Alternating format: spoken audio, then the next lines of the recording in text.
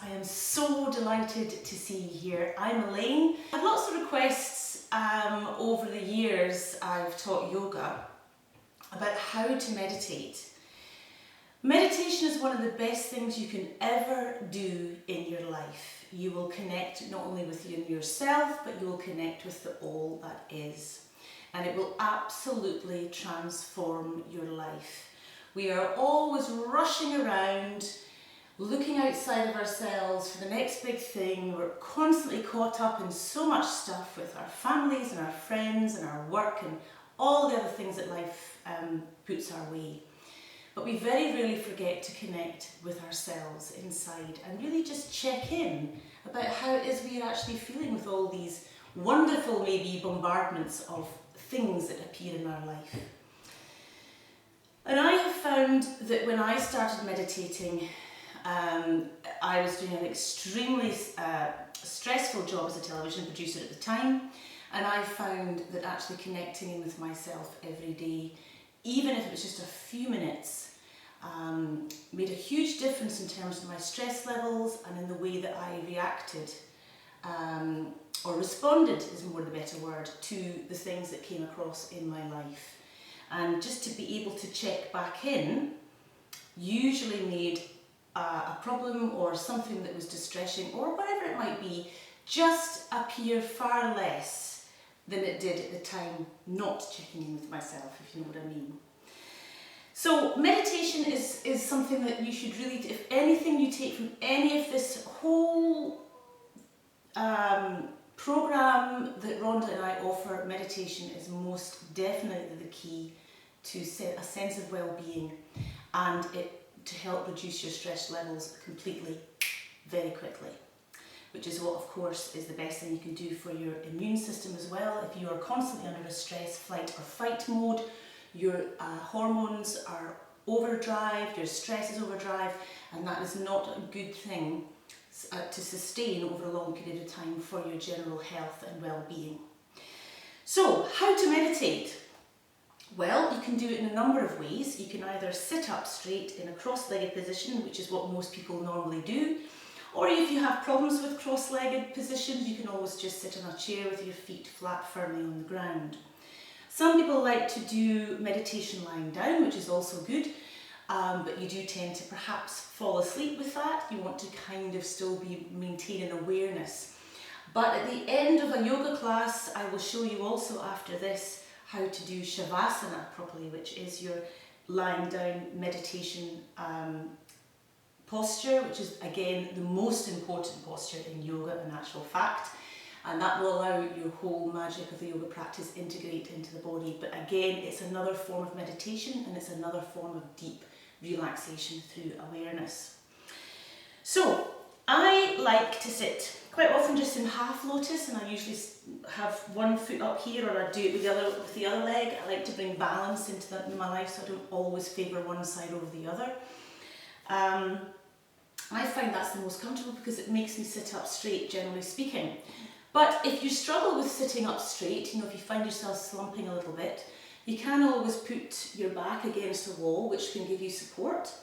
Or you can bring a cushion. In this case, I have a bolster, which you can always sit at your back like so, just to kind of hold you steady. Some people like to have a smaller cushion just under their bottom a little bit, so it kind of allows them to come forward more onto the knees, and it allows for the lengthening in the back. Just gives you a bit of support. As your core gets stronger with yoga practice, or if you're doing kettlebell, any kind of fitness that works on the core, you'll find that you will be able to sit for longer periods of time without any of these props. I certainly found at the beginning when I first started meditation it was really difficult to sit for long periods of time, but as I built up my core strength, my back strength, I can sit like this for quite long periods of time now.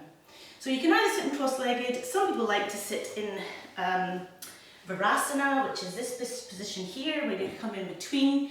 Your legs are here alongside your thighs. Some people like to sit like that, but that is quite a strong posture to sit in.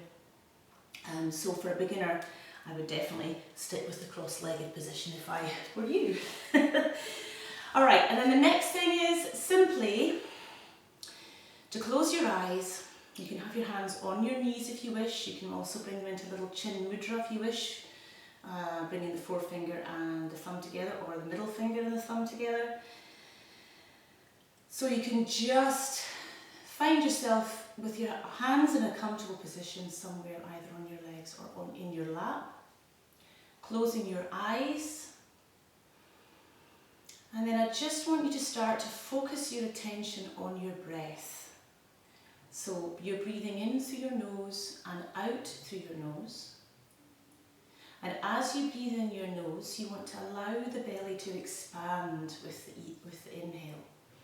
So just allow it to become nice and big and round, a bit like the Buddha with his round belly. That signifies him breathing in the breath of life, the prana, breathing in the all. So when you breathe in, just observe the breath coming in, and then observe the breath going out. And if you want, you can bring a counting mechanism into this if you wish, if you feel you need something to keep your mind active on just the breath. So you can perhaps breathe in to the count of 4, hold for a beat, and then exhale for the count of 4, hold for a beat. As you become greater at bringing in the air, you can make it 5, 6, you can work with the numbers if you wish. There are many forms of different types of counting meditation techniques you can use, but this is a good one to start with. I always find that counting in for 4 and exhaling for 4 is a good way to do it. So you want to relax the shoulders. And if you like, you can start to be aware of, as you breathe in, you're breathing in the life force, and as you're exhaling, you're letting go of everything that no longer serves you. You can imagine all that flowing out of the body if you like to begin with. And then just you want to keep the awareness on the breath. You will find that your mind will wander. That's the nature of the mind. So you might find yourself thinking, oh gosh, I must remember and go to the shops and get X, Y, Z on the shopping list. Or you might think, must remember to make sure I take my daughter to her dance class. All these little things will start to come into your mind. That's fine. That's what the mind does. And don't give yourself a hard time when this happens. Rather, just think, okay, that's fine, the shopping list, I know I've got to do that at some point today, but right now I'm going to bring my focus back to the breath again once more and continue on. And every time you find yourself with your mind wandering onto something else, just gently bring it back to the focus of the breath again once more. And you'll find that even if you start off with 2 or 3 minutes of this a day, you will want to do more and more the more you do meditation. Because the sense of well-being that more often comes really makes you want to do it more. But don't go into meditation with any expectations of what will happen or any outcome. I usually find quite often if I sit to meditate and I'm concentrating on my breath, feelings of well-being and peace often transcend just all over my body. It might not be for long, but just enough for me to feel in the peace and tranquility that I find meditation brings me. But I don't go into meditation with any expectations of any outcome. I just let it be as it is. And even if I've only got 2 or 3 minutes, I do it daily, and I do recommend that. So just start with that. Moving forward, I'm going to bring other different techniques in for meditation to make things slightly different and a little bit more interesting. But certainly when you first start out, that is the first thing to do. And just be observant of what does come up sometimes. You might find that you might have thoughts or memories of something that happened years ago that suddenly pops into your mind.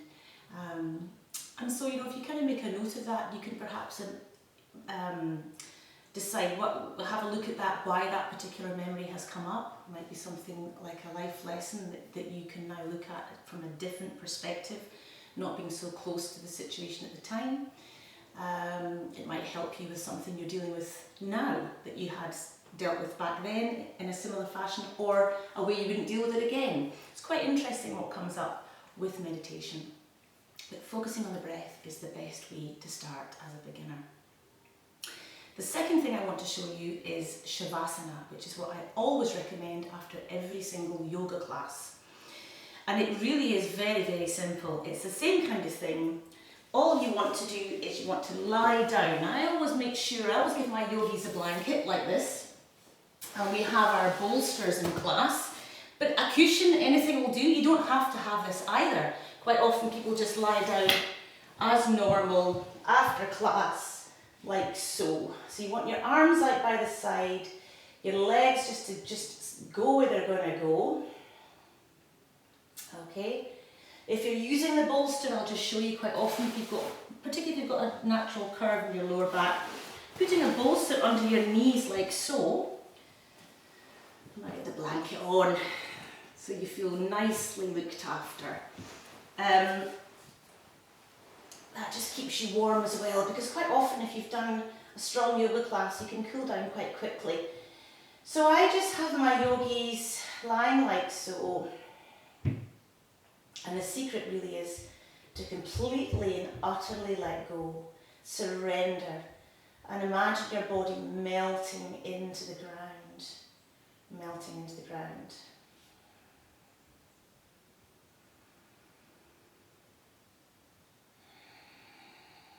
When I'm in Savasana, like with meditation actually, which I was going to mention about actually, but I thought the breath was enough to be starting with. But when I'm in Savasana, I do take my awareness to the breath. I connect in with Mother Earth. I imagine myself sending love down to Mother Earth, because you do always feel that love come back. And then I also send up love to Father Sky. And likewise, I always feel I have a feeling of well-being come back to me. And then all I do from then is I just allow my body to relax completely. I start at the toes, and I relax the toes, then the feet, then the heels and the ankles, the legs, all the body parts. I just allow them to completely and utterly rest.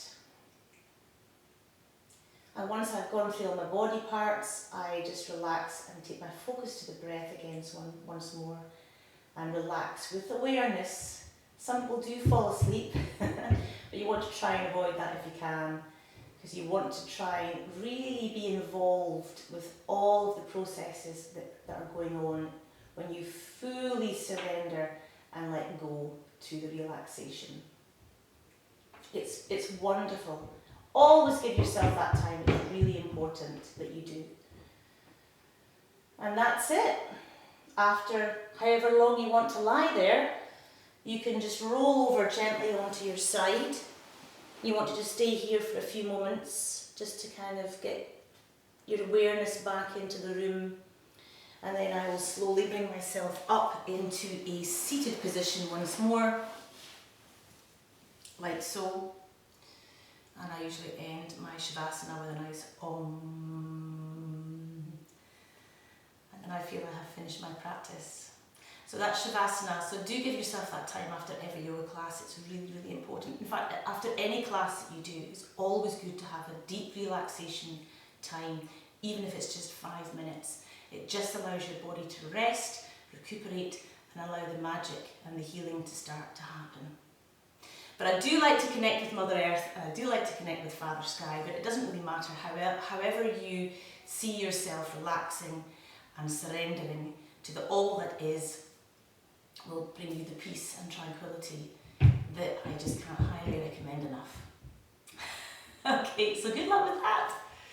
Namaste. There's obviously lots of guided meditations coming up and on the website as well, so if you want a guided meditation, if you find it just a little bit too tricky to sit quietly with your own thoughts or your own breath work, then by all means a guided meditation is an excellent way for a beginner certainly to get that focus on the words and the story and the imagination that's going on. It certainly will still bring you to a place of peace and tranquility. Well done. Namaste.